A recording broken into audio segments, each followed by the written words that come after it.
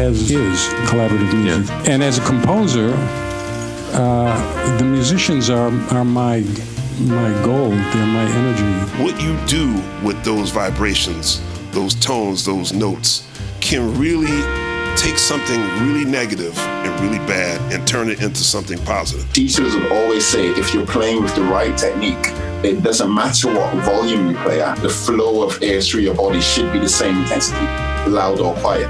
One day I realized that I came from the place where this form was created, and jazz is actually using the blues as a building block. Well, I didn't really pay attention to the way people tended to try to separate jazz from blues. 3, 4, bang, jazz, right? We go do do do do do do pa and da gung gung do pa and da gung gung do pa da gung gung cha cha cha. You know what I mean? Once I present that theme to you and I have a sense of you understanding what the full nature of the theme is, then I'm going to shift it and move it around, maybe give you some key changes and some color changes with orchestrations and things like that. So what I wanted to do was, and it's really hard to get modern musicians who haven't listened to enough 20s music so that it can sound as close as possible, but the most important part is that it feels like 20s music. There isn't this thought that the blues is a less than music.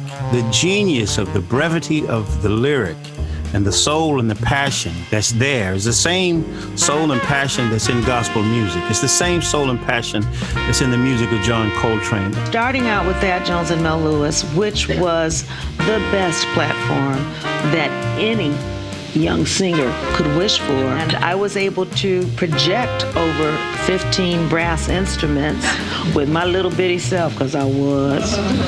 The first thing people ask me when they meet me is like, you know, wow, you grew up at Preservation Hall and you lived in the French Quarter and your father was a musician, you grew up around these jazz pioneers. I mean, what's that like? I'm like, that's normal. No, it's your life.